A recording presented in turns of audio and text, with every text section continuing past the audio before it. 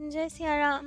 तो आज हम अपने प्यारे कथा रसिक श्री सीताराम जी को उनके एक बहुत अनोखे भक्त का चरित्र श्रवण कराने वाले हैं। अनोखे इसलिए क्योंकि ये देखा जाता है ना, साधन मार्ग में पहले साधना की जाती है, उसके बाद सिद्धि मिलती है। जैसे कि पहले कुआं खोदा जाता है, उसके बाद पानी पिया जाता है।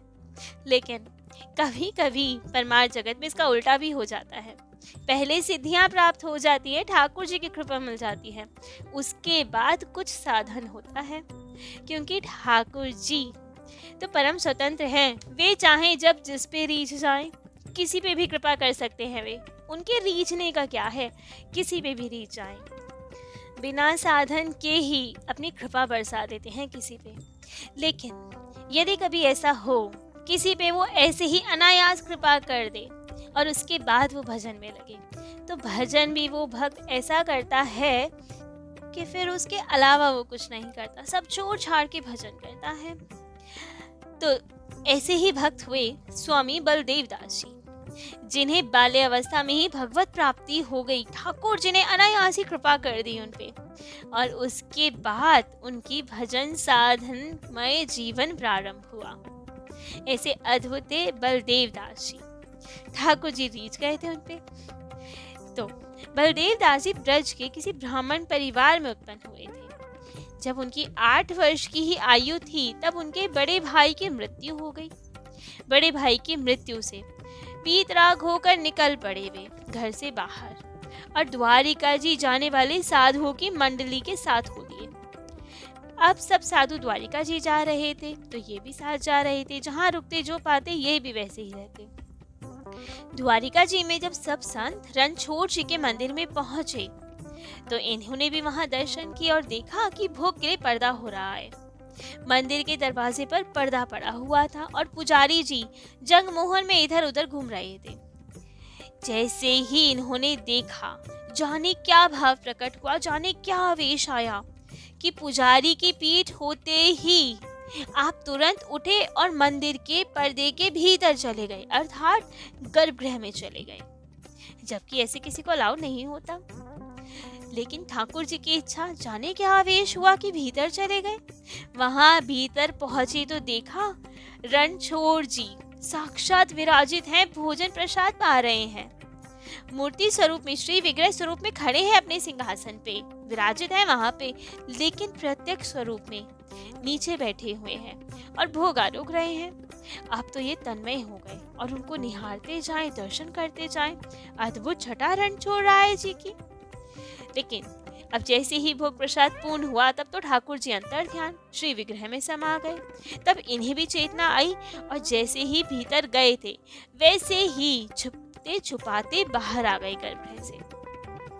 लेकिन ना इन्हें भीतर जाते किसी ने देखा, ना बाहर आते हुए। इससे ना तो कोई रोक टोक हुई, ना कोई डांट फटकार पड़ी, ना पिटाई, कुछ भी नहीं हुआ।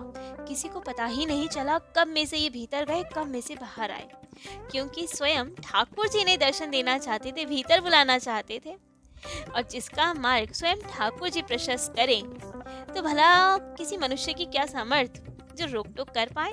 योग माया भी उनके साथ होती, अपने आप अपनी योग माया की कुछ भ्रम फैला दिया होगा, तो किसी ने रोका टोका ही नहीं, कोई विवाद नहीं हुआ।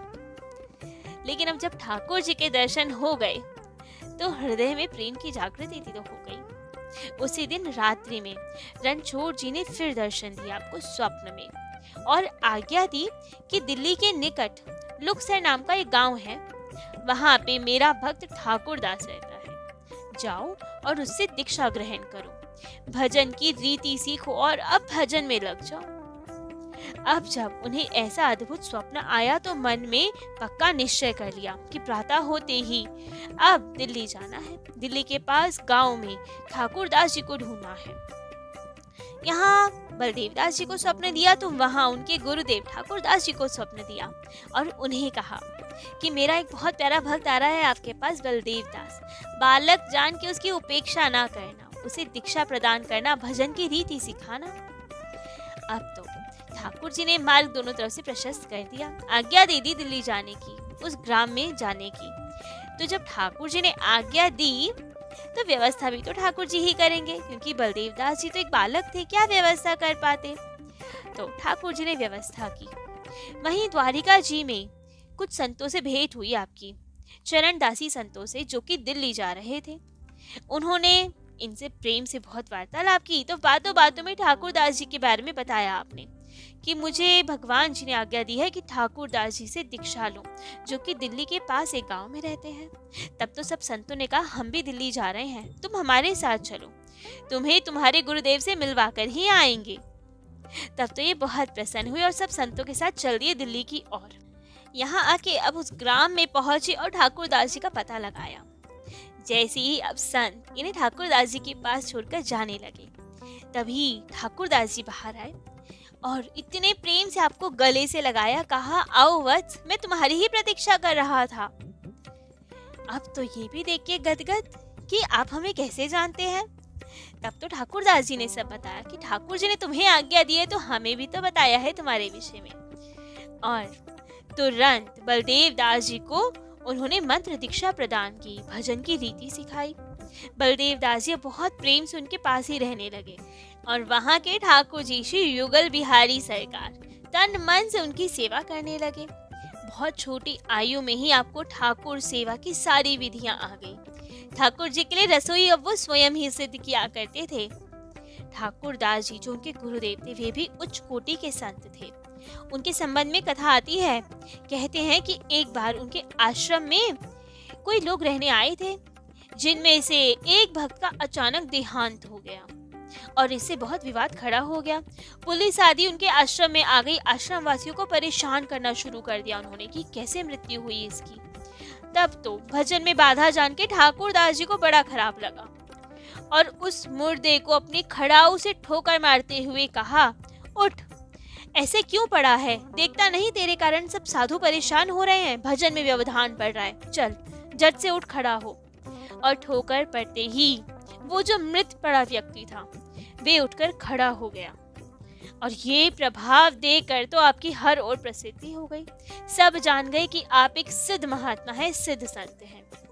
आप जब मानसी सेवा करते थे तो 2-2 दिन तक एक ही आसन से बैठे रह जाते थे। देख एक ही कुछ सुधि नहीं रहती थी आपको। भोजन प्रसाद पाते समय भी कभी कभी तो आप बहुत रुदन किया करते थे और कभी कभी बहुत प्रसन्न हो जाया करते थे। बलदेव दास जी ये देख के बहुत विस्मय किया करते थे कि गुरुदेव के भाव समझ नहीं आते। भोजन पाते हुए कभी तो बहुत रुदन करते हैं, बहुत दुखी हो जाते हैं, कभी बहुत प्रसन्न हो जाते हैं, लेकिन जब भी वे गुरुदेव से पूछते तो गुरुदेव टाल जाते, बताते नहीं उन्हें रहस्य। लेकिन एक दिन तो बलदेव दास जी भी अड़ गए, हट करने लगे कि गुरुदेव मेरे को बताइए ना, क्या रहस्य है, क्यों इतने भाव बदल जाते हैं आपके। तब तो ठाकुर दास जी ने बताया, कहा, जब मैं भोजन करता हूँ तब गोपाल जी मेरे साथ बैठकर मेरी थाली में से ही भोजन पाते हैं और मैं ये सोचकर रो देता हूँ कि स्वयं जगत के ईश्वर हैं, ठाकुर जी हैं और मेरा झूठा पा रहे हैं, तो मुझे बहुत दुख होता है। लेकिन जब मुझे ये ख्याल आता है, विचार आता है कि ठाकुर जी मुझसे प्रेम कितना करते हैं, जो मेरे पास मेरे साथ बैठ के भोजन प्रसाद पाते हैं, ये मन में विचार आते ही मन प्रसन्नता से खिल उठता है। तो इसीलिए है, कभी मुख प्रसन्न हो जाता है, कभी दुखी हो जाता है। अब तो गुरुदेव आपको रोज कुछ न कुछ अपने अनुभव की बातें बताया करते थे, जिसका गहरा प्रभाव बलदेव दास जी के चित्त पे पड़ने लगा।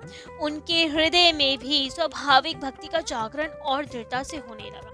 उनका भक्ति भाव गुरुदेव की सानिध्य में दिन प्रतिदिन बढ़ने लगा।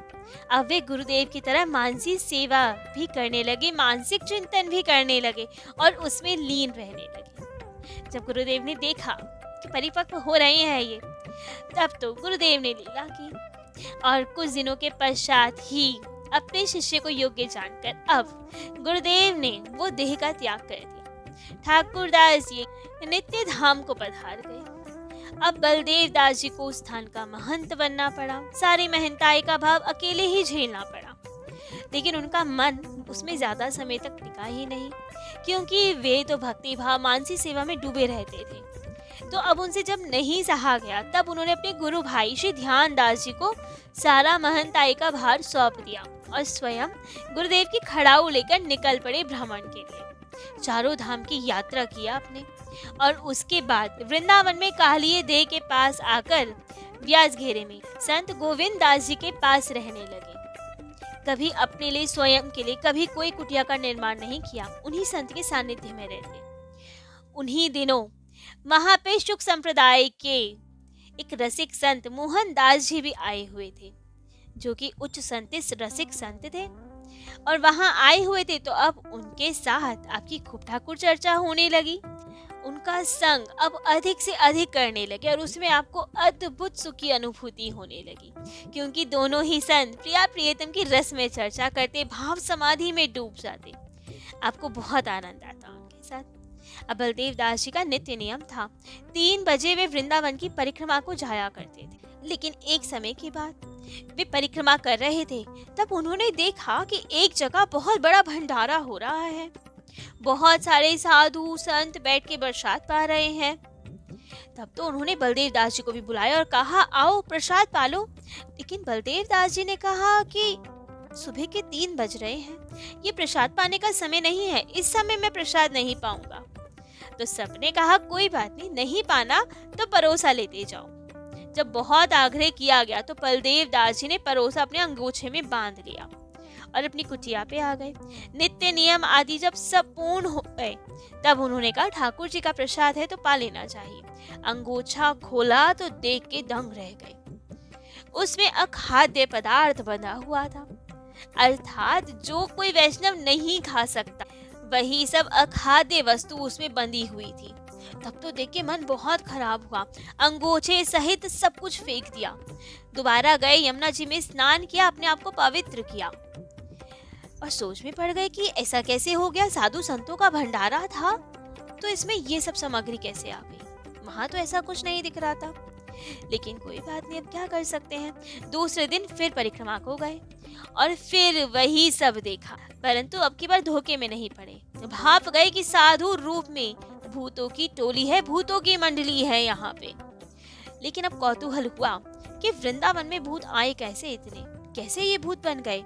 तो पूछा उन लोगों से कि तुम हमें बता सकते हो कि तुम्हारी ये गति कैसे हुई, धाम वास करते हुए भी तुम भूत कैसे बन गए।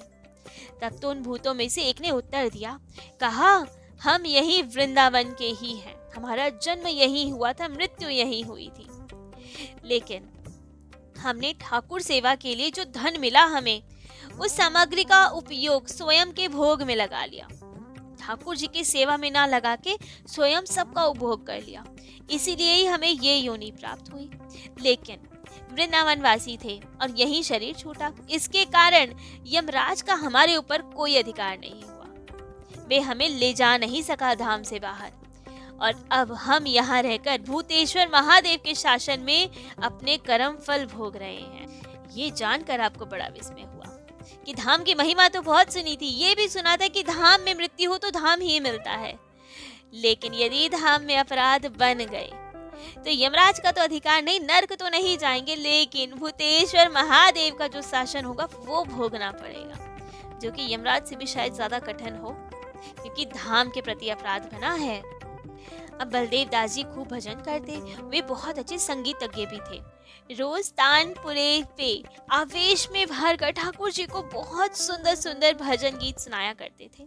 श्रीमद् भागवत जी का नित्य पाठ किया करते थे।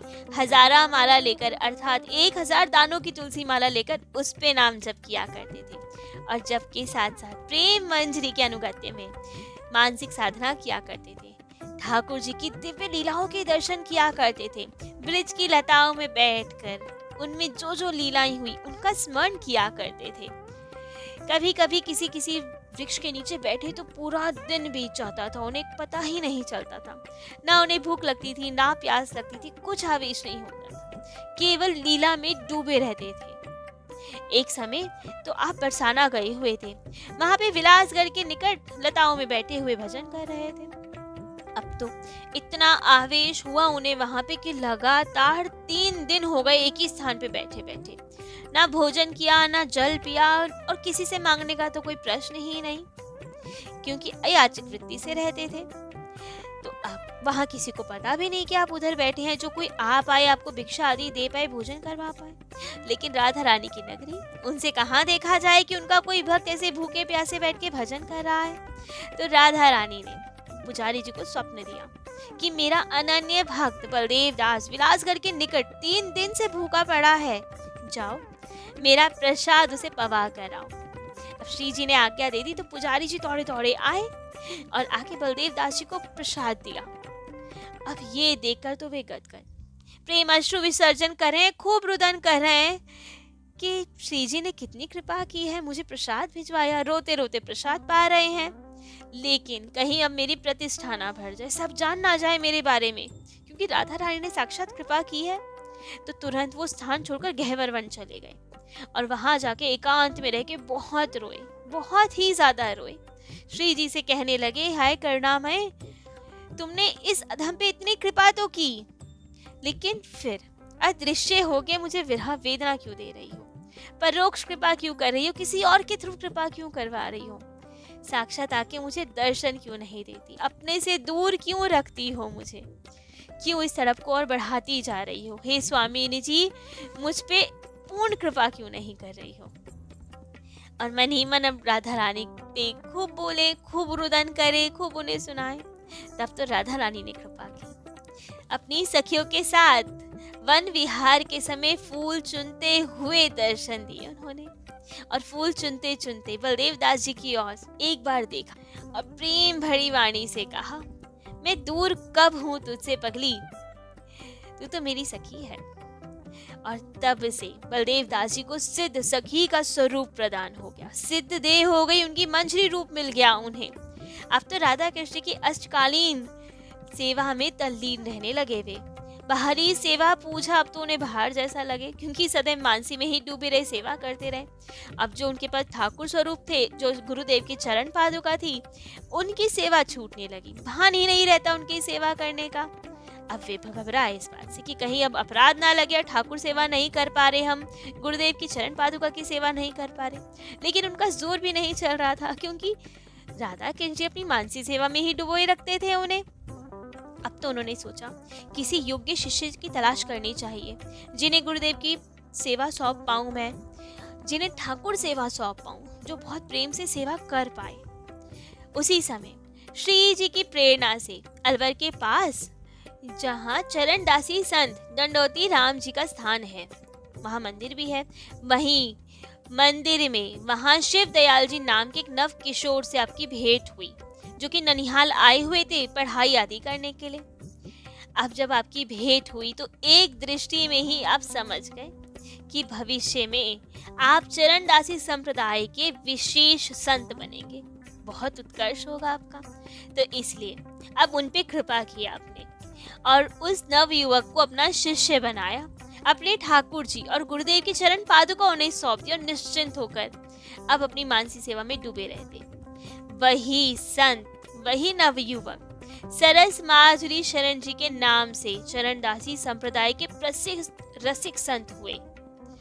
अब तो गुरुदेव की पादुका और सेवित विग्रह को लेकर सरस माधुरी जी तो खूब आनंद से रहते, खूब भजन करते, खूब सेवा करते। लेकिन बलदेव दास जी के पास अब कुछ और रह ही नहीं गया।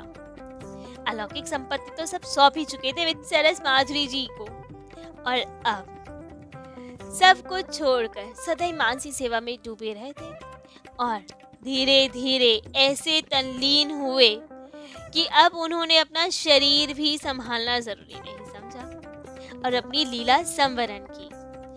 सन 1958 आषाढ़ सुदी नवमी को उन्होंने अपनी लौकिक लीला का संवरण किया और राधा कृष्ण जी के दिव्य धाम गोलोक धाम को प्रस्थान किया।